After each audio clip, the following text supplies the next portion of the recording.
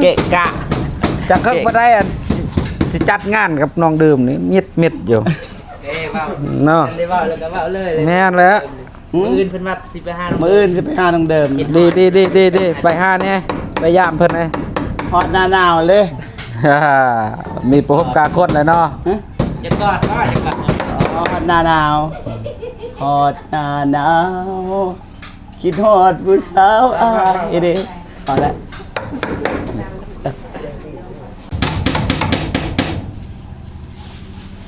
ไปเบิดมื้อนี้แล้วบ่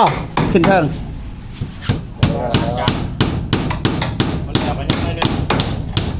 เบิ่งเทิงแล้วเฮาได้ตัดแต่นะมันยาก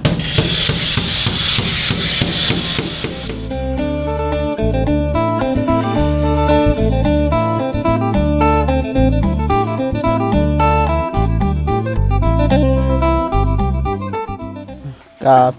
สบายดีสวัสดีพ่อแม่พี่น้องทุกคนเนาะมาพบกับบ่าวจิบแนลคือเก่าน้องเนาะยามแรง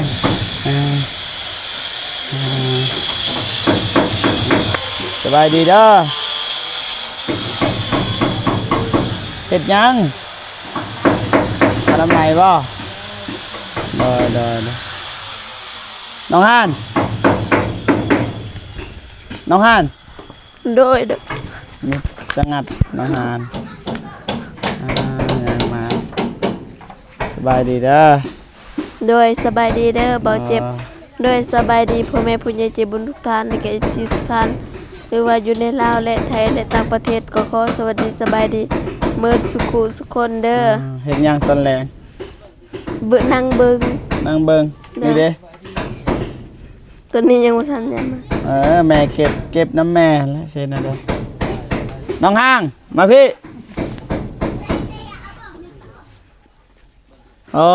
ยนี่กล่องเนาะยำใดก็ได้คิดว่าไปเวียกไปงานมาเฮ็ดเวียกซอยแม่นี่ไปน้องหานเก็บอนามัยน้องห่างมาสบายดีเด้อพูด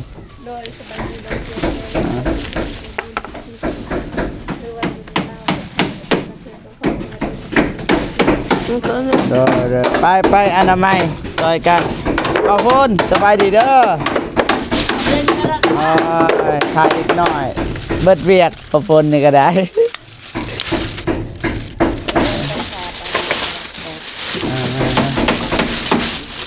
สบายดีเด้อไอ้สองคน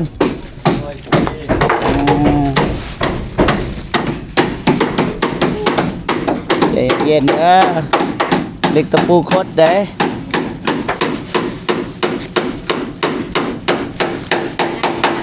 นี่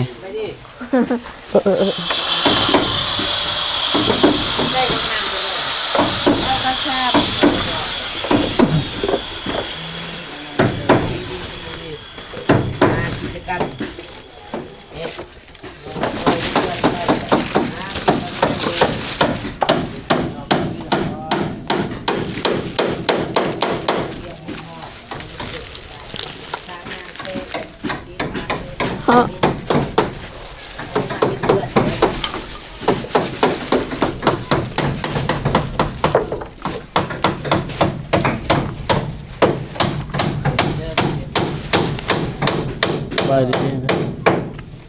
ก็ได้สบายดีเด้อ วิวดีเนาะชีพของสาวดีป่ะเก่าใน10สวัสดีระดับ1อยู่บ่ดีตัว10ระดับถ่ายพอแล้วเก่าตัว10เต็ม10ให้เก้าขึ้นมาเก่าน้องโฮนไปทำงานบ่ดีแล้วไปทำงานจะหน่อยเฮือนซานแล้วก็พอได้มีเงินคืนเฮือนเนาะโฮมไว้ก็ใส่เงินแล้วขึ้นยางแตกบ่ใส่เงินนั่นแหละซื้อนี่นั่นเด้ให้แขกให้นี่อนามัยบัดนี้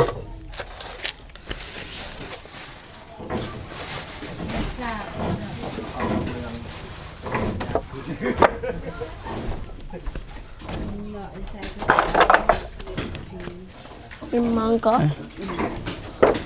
ถ้าบ่เฮ็ดแล้วมีตัดก็จ้ะ โอ้ไอแดงก็ติดบานประตูสบายดีเด้อไอเด้อ โอ้สบายดีครับ อือ เด็กเงาอย่ายงบาลินเนาะเป็นไม่กลับกันเนาะกูตักตะเบ็ดมันตก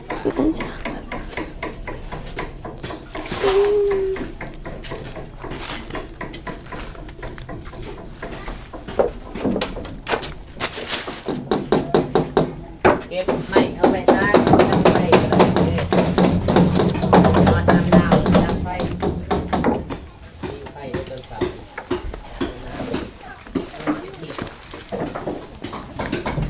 ได้บ่ฝนเว้าใหม่เบิ่ง อะปะปะนตุกงาจัก เว้าใหม่เบิ่งนั่นได้ เอกสาร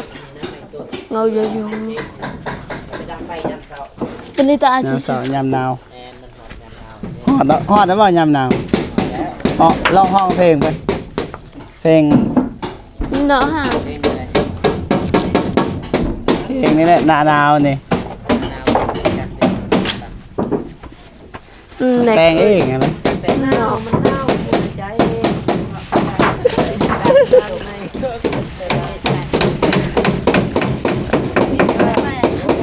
เสียงดีเนาะเสียงดีนะบ่ฝนเนาะ ชาวนานะเสียงกับผู้บ่าวชาวนาได้ผู้หนึ่งมือขึ้นเดือนน้องบองเห็นเราของเพลง โอ้ โอ้ไอ้วง บอง ผู้ใด ผู้หนึ่งเป็นจุดด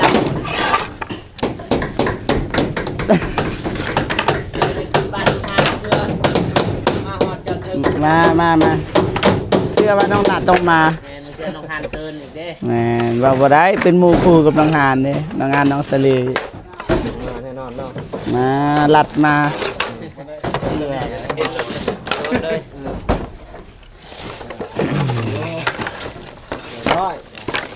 ร้อยแล้ว พวง อืม เลยจังเสียย่านจะ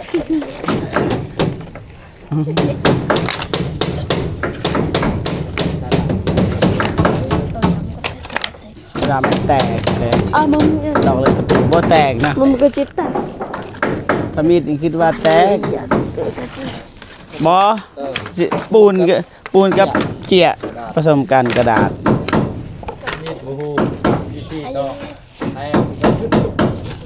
ว่ามันคือมันอมน้ำมันเนี่ยตอนสบายนะแดดแบบแห้งนะลื่นเลยขี่ตามไปนะคะแห้ง สร้างแนง ไปอยู่เลย นอกกันก็ไป อืม เป็นนอกเพิ่น อ่า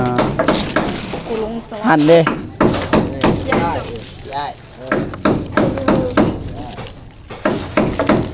มายักษ์ข่ายกันเนาะบุคคลสัมผัสกันไป เจ๊ไม้จะได้ บุญอย่างละบุญเพสันติวาสจะมาพอกัน โอ้ จังเลยเป็นพี่อ้าย อ๋อ อ่ะเป็นเนาะ แต่ก่อนน่ะอยู่บ้านเมืองใด เอ้าเอ้า โอ้บ้าน อ๋ออ๋อ โอ้ โอ้แหละ โอ้บ้านใดนะ เมืองอยู่ อ๋ออยากไปเที่ยวไปถ่ายคลิปนี่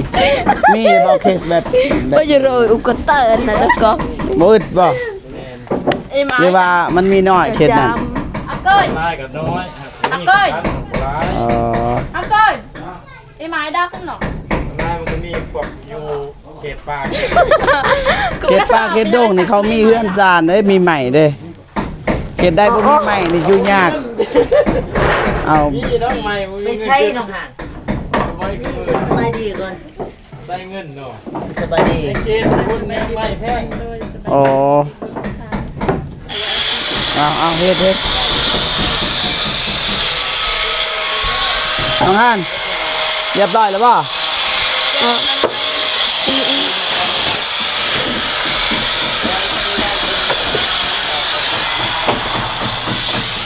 เก็บพรมไว้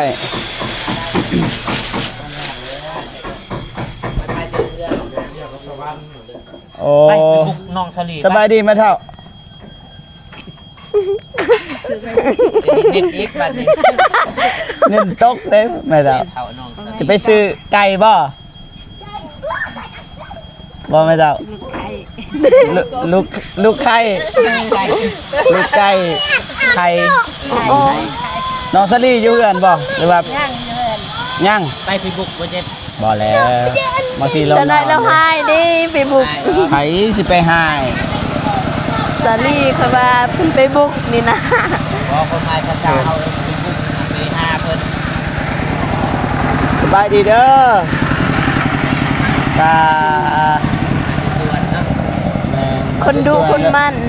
คนดุบ่คือน้องห่านนี่บ่ได้ไปใส่เบิด แม มื้อน อยู่เฮือนตลอดบ่ได้ไปไส ขาดเนาะ แม่น น้องห่างแงน้องโหยนี่ไปรับจ้างแมันบ่ แม่นเราไปตลอดคันบ่พ้นตก มันฝนบ่ตกก็ไป โดย เอาเงินเฮ็ดหยังแต่ละ ซื้ มื้ อ อ ข้าว ซื้อข้าว โดย อ๋อ เพราะว่าเขาวเบิดแล้ว ข้าวเบิดแล้ว ใส่ ซื้อข้า ข้าว วลายอีกเนาะ แม่น เรียกบ่เจ็บแน่ เรียนสร้างแน่ บ่เจ็บก็ไปใส่ก็เป็นภาระเบิดพี่น้องเอ้ยสิกินตลอดบ่ว่าบ่เจ็บนะ บ่เจ็บบ่กินเนาะกินน้อย กินน้อยบ่ได้กินหลายพี่น้องน้องโหยนี่ไปรับจ้างดีแล้วน้องห้างก็มื้อใดไปรับจ้างก็เก็บเงินไว้บ่แม่นได้เงินแล้วก็ใส่บัดจะน้อยขึ้นเฮือนขึ้นศาลบ่มีเงินนะ ได้เงินในพิธีสไลเดอร์สไลเดอร์ เต้นอยู่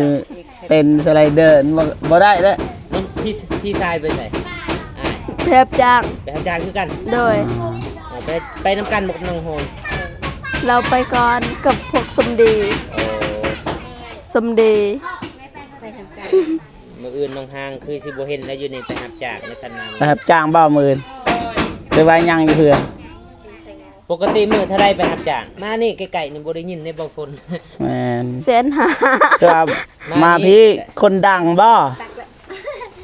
ดังแล้วก็ยิ่งเนาะ เป็นซีก็แม่นเนาะมาท อืม ำได้มือเท่าไรทำจาก 200,000ปลาย 200,000ป้าย มัก10 กันว่าบางมือบ่หรือว่าทุกมือได้200,000หรือว่าบางมือ บ่กันกาแฟนี่ได้ กาแฟโล 3,000เด้ แม่นคันมันมา โล3,000 สุก แม่น ได้หากยาครับมืออื่นไปบนมันบ่สุก แสดงว่านี่ได้น้อยบ่ได้หลาย แต่มันก็ แสนนะ200 ต่ำได้มือหนึงก็200มื้อหนึง200ดีคือกัน ดีพอได้มีเงิน ไปใส่อีกอ้าวนี่แหละว่าบ่ทันสุดไปเลยอ่า ได้กล่องบ่ จังหวะประมาณ แม่เฒ่าบึงแม่เฒ่าเอ้ย ได้ไม่เท่าบ่ บ่แม่น บ่แม่น คือกันกับแม่เท่าก็อยู่เรือ คือกันบ่ แม่พี่เอื้อยเนาะแม่นบ่พี่เอื้อยบ่อยู่บ่แม่นพี่เอื้อยแม่นบ่พี่เอื้อยบ่อากะอันไหนแม่เท่าก็อยู่เรือก ะเรียบ หญ้าพ่นบ่แม่นเรียบหญ้าไว้นะกันเรียบนะ แล้วเลย พี่ออม ดึงเลยบ่ฝนได้บ่ พี่เอื้อย พอน้องหานนี่ซอย อ่านคำ นี่มาอีกแล้วเมื่อกี้นี่ไปใส่ กินน้ำ อ่าได้แต่ใส่เสื้อเนี่ยเสื้อหันคำ แม่ คำมันคนอื่นใส่เสื้ออันเฮาคนได้คำมันจะไรบ่ใส่เสื้อ แม่หันคำบ่เขาแจก ส่วนใหญ่พวกได้คำแทนเขาบ่ใส่ อ่า เขาบ่ได้ หับจ้างมื้อละ200,000เก็บไว้เด้อ บางคนก็เต็มแต่เสื้อนั่นเข้าให้เจ้าของคำบ่อยากได้เสื้อบางคนก็ใส่ คือกัน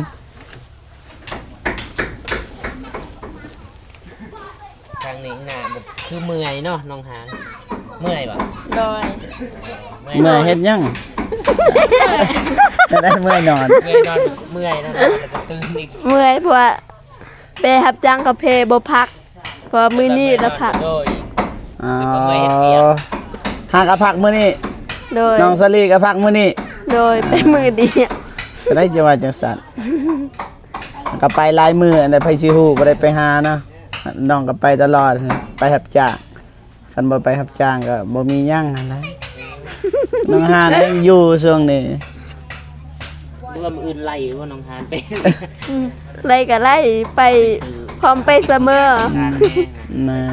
บ่มีแนวกินแนวอยากเอ้ย สิถาบางคนก็บ่เป็นบ่มี เอ้ยฮะเมื่อเจ้าก็หัวอยู่ทางหลังสันมากระลอกบ่ คันมื้อแน่นพวกอ้ายบ่มาถ่ายกันน้องก็สิไป มาเลยมาอัปเดตคู่มือนะกันนอกสิไปก็ไป จนโดด2-3มื้อก็หรือว่ามื้อหนึงไปมื้อหนึงพักเนาะ ตามใจนะพอได้มีเงินคันอยากไปนะคันบ่ไปก็บ่เป็นหยังเพราะว่าเฮาก็มาอัปเดตเนาะเพื่อนก็ใกล้เลยไม่เส้นเนี่ยอ้ายเพิ่นว่า30นี่บ่ฮอดเด้อตามเบิ่งเพราะว่าอ้ายเพิ่นปาดใหม่อีกไม่เส้นหนึงปาดอีก ปาดอีกไม่เส้นตรงนี้ปาดอีกยังเท่าได้ไม่เส้นไอ้แดงไอ้แดง30ปาดเท่ายังคือเก่าเอียงน้องหาน อารมณ์ดีตอนนี้ อารมณ์ดี เนาะ บ่ฮู้เรื่องเลยจะกล้วยหยังพี่น้องเอ้ยเออ ใส่ อ้ายใจเย็น บ่พ้นบ่เจ็บเลยสิคือหวยมื้อแรงอารมณ์ดีใช่ ไอ้หยังเบิ่งกล้องติเบิ่งกล้องก่อนน้องห่างอายุจักปีนะอ้ายลืมนะ 18 17 17น้องดิ 14 14คือว่าห่างกัน มีผู้หนึงนี่เด้ บ่น้องห่านน่ะกะไผน้องห่านน่ะกะไผเอา ฮัปปี้ บ่ น้องห้าง น้องห่างแล้วก็คอย บ่แม่นโหดบ่ บ่ โหดก่อน แล้วก็โหดแล้วก็ค่อย โอ้ ผู้กลาง คือห่าง14กับ18 17 73 ปีเนาะ บัดอ้ายเด้ 18 เอื้อย 18สาวบ่แม่น 20ปี สาว เป็นไรห้องเศร้าไป 19 เอ้ย เอ้ยกบบ่คนเห็นตอนเอ้ยกบ กอก19 ปี ใหญ่แล้ว ก็ อยู่สตืบตอนนั้นน้องวิอายเอื้อยสุดกันนะ อ๋อ ประมาณ20 ปีนี่แหละประมาณนั้นแหละบ่ชื่ออะไรแต่ว่าคนเห็น มาพ้นจักปีแหละ ตอนนั้น 27ตอนนั้นอายุ7ปี ที่แม่น แล้วก็ไปเบิ่ง แม่แต่เพิ่น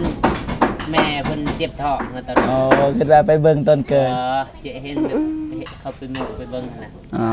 แบบมุงแพร่บัตรนี่ กระปุก บ่ดูว่านะไปเบิ่ง เออไปดู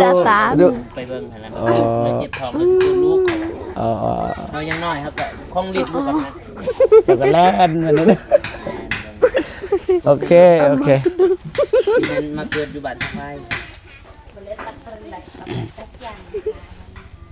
บ่หูได้จักกล้วยจังเป็นหยัง คลิปตลกเลยเป็น ตลกนะอยากสิถ่ายหยังนะอัปเดตแต่ว่าอายเพิ่นเฮ็ดเลยทางนี้นี่อย่างที่ทางนี้บ่ทันตั้งลูกตั้งเลยทางนอก ยังหน่อยเดียวนะ ข้างนอกก็ซื้อลูกติ่งลูกเข้าใจว่าเขาเอาลูกติ่งนี่เขาต้องใส่เอาต้องใส่โตยูรุมอีกแล้วก็มีเส้นก็อยู่เทิงก็มีซองเป็น3เบิ่งนี่3เบิ่งนั่น3เบิ่งนั่น3ว่าเขาต้องซื้อลูกติ่งอีกหัวงบ 20,000พอหรือบ่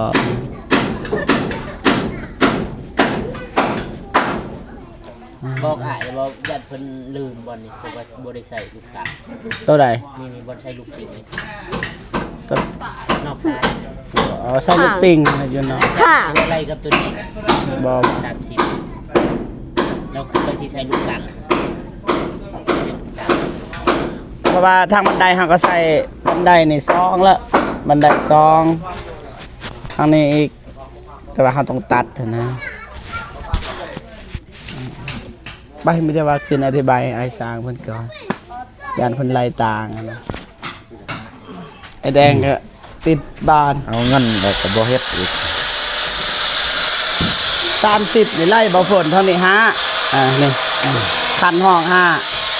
บ่ไล่นะให้ไล่ให้บ่คนไล่ เท่าไหรเอาเท่าไหรไล่ใหม่บ้างไง ก็30มันแล้วไล่มันพอดีเลยแม่นอะไรจะสิเฮ็ดมันยังหลายคือจังซี่แล้วมันบ่พอมันกระเทินห้องนี้มันกระเทึก5เส้นเลยนี่ก็5ก็50แหละ 10 แม่นก็ไล่ทางนั้นอีกกันได้ลงอีก ก็13 13สุดใจน้องสิซื้อเท่าไรก็ซื้อคันน้องอ่านว่ามันพอแล้วก็บ่เป็นหยัง บอกว่าความหมายที่เฮาจะถามคือเฮาอายว่าบันไดพอดีเฮาก็ไล่บันไดพอดีเป็น13อีกหยังอีกนะทางนี้นี่ทางนี้นี่เท่าไหร่เบื้องนี้3เบื้องนั้น3เบื้องนี้3แม่นบ่ แม่นทราบแล้วก็สิเทิงนี่เด้จะบ่ได้ตีบังตาบ่บ่ใส่ไม้บ่ น้องไล่เบิ่ง ก็ แม่นบางใต้ได้เฮ็ดขอบมันอีก พ เด้ อเป็นหยัง แม่น 30เนาะ แม่น ซื้อมันบ่พอก็ยากน้องอีกคือเก่าอ่ะนะมัน ทางนี้ก็บ่อยากให้มันฮอด30เพราะว่างบบ่อยากมีเลย จักสิเฮ็ดแล้วเนาะกันว่า อ๋อแบบเฮาเฮ็ดนั่นใดก็ได้ให้มันประหยัดงบอะนะแต่ว่างบพอบอกก็น่าจะพอแล้ว อืม สว่าพอก็ถ้ามี FC จักซอยก็ฮับคือเก่านั่นแหละ เก็บเงินมาเอาแล้ว เออมาสำหรับมันบ่พอก็สร้างกระยุทธ์คือกันนั่นแหละเฮ็ดอันนั้นมันเฮ็ดบ่ได้เด้คันมันบ่พอนะ บ่ให้หยุดนั่นนะมื้ออื่นไปกับบ่าวฝนไปเบิ่งใหม่ไปบ่ อยู่ใส่ ตลาดนั่นแหละถ้าแต่งในเมืองไปเอาเครื่องเลยเพราะว่ามื้อนี้ก็บ่มีรถไปนะก็เลยบ่ได้ไปบ่าวฝนก็บ่มีรถให้ไปรับอีก มื้อนี้แม่ นะรถหายเบิดจักหายไป เกี่ย ใส่ วเลยอยู่เพื่อน รถ4-5 คัน 6 คัน 7 คัน ได้โพดเว้าเกี่ยว บอกรถจักรนะรถจักรรวมกับรถใหญ่เอารวมเบิ่ง จะรถห่างรถเพยย ก็รถห้างแต่ว่ามันคิดได้เด้จูน้องเพิ่นไปโรงเรียนเด้ เพื่อนน้องบองพี่80ใหม่ดิ 80 ไม่ตรงแม่น เออ น้องบอง ถ้ามีดเฮาซื้อเท่าไหร่บ่ฝน ไม่ตรง ไม่ตรงเฮาสั่งเท่าไหร่40เท่าไหร่สั่งน้ำอ้ายอะนะ 4 โอ้ใหม่นี่บ่ แม่น 44ได้มา48 แม่น48แล้วก็สั่งต่อให้มันได้80คือเก่าแล้วเนาะ 80ก็ว่าหลายโพดอีก บ่นะกับรวมกับตัวเก่านะ รวมกับตัวเก่า แม่น แม่น สำนั่นแล้ว มันก็บ่ฮอดอาซานานี่30มันก็68 68 แม่น ร้อยนะ แม่ 8เซน 68 78คันเฮาสิเอา30เด้ ได้นี่ก็38 ก้อน48 อยู่ไส ก้อน 48 ก้อนหั่นก็48เด้เฮาสิสร้างเพิ่มอีก30ก็78บัด ก็จะบ่ได้สร้างน้ำไม้เต้ตัวน่ะ สร้างน้ำไม้นี่แหละ สร้างน้ำไม้ก็38โต 38บ่ แม่น โอ้คือว่า48เที่ยงกันเดี๋ยวพี่น้อง ก็งงคือกันแล้วเจ้า38โต นี่ทางนี้ก็ขึ้นแล้ว 38เซน เด้อ มาออกได้สิจัดตัวนี้ จัดว่ะตอนนี้นี่ แม่น บ่เจ็บมัน เกะกะ จักเคิกบ่ได้อันสิจัดงานกับน้องดื่มนี่มิดอยู่ เด้เว้า เนาะ ได้เว้าแล้วก็เว้าเลย แม่นแล้ว มื้ออื่นเพิ่นว่าสิไปหา มื้ออื่นสิไปหาทางเดิม ดีไปหาเนี่ยไปยามเพิ่นเลย ฮอดหน้าหนาวเลย มีประสบการณ์คนเลยเนาะ ฮะ จะกอดว่าจะกอด ฮอดหน้าหนาวฮอดหน้าหนาวคิดฮอดผู้สาวอายเด้พอแล้วอุตส่าห์โซโมตัดโอเคเฮ็ดบ่กวนแล้วพี่น้องเอ้ยแต่ว่าแบบอ่านบ่แล้วจักเทื่อแล้วนี่จืดใกล้แล้วพี่น้องเอ้ยใกล้แล้วแรงเรียกเลยพี่น้องเอ้ยต่อเฮ็ดนี่เฮ็ดกินข้าวแล้วเฮ็ดต่อบ่ได้พักบ่เมื่อยบ่ เมื่อยก็สิเฮ็ดจังได๋กันพักมันก็สิบ่แล้ว ก็พักแน่นะ กันพักมันสิซ่า ช่วงนี้ให้เข้าจุก ช่วงนี้ เอา จุก เลยก็สอบกระแสหมดล่ะ ก็สอกก็ใส่ มันมีคนเที่ยวแล้วครับ โอเคสู้ๆเด้อเป็นกำลังใจให้อ้ายขออนุญาตนะสู้ๆเด้อ สู้อยู่แล้ว คันเฮาบ่สู้ก็บ่แล้วเนาะ แม่นสู้บ่ได้ บ่สู้ก็บ่แล้ว ลองจังซั่นแหละ ครับเบิ่งไปเบิ่งมาบัดตอกันนี่ก็ง่ายนะ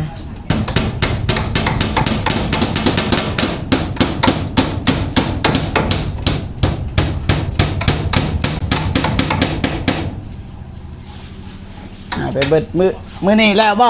ขึ้นเทิง มันจะไปยังไงเนี่ย เบื้องเทิงแล้วเขาได้ตัดแต่นะมันยากยำแรงก็แบบนี้แหละน้องเอ้ยนี่ มีแตะกล้วย เจ้าทุย ยัง เคินว่าเจ้าทุยแม่นบ่ มาแล้วใครจะเอิ้นชื่อเจ้าคุยก็เจ้าคุย เอากระทุยก็นั่นนี่ จังหวะกำลังยินบ่เจ็บเนี่ยเอิ้นคุย เอากระทุยนั่นนี่ทุยลายเนาะโอ้ยำแรงสบายดีเด้อ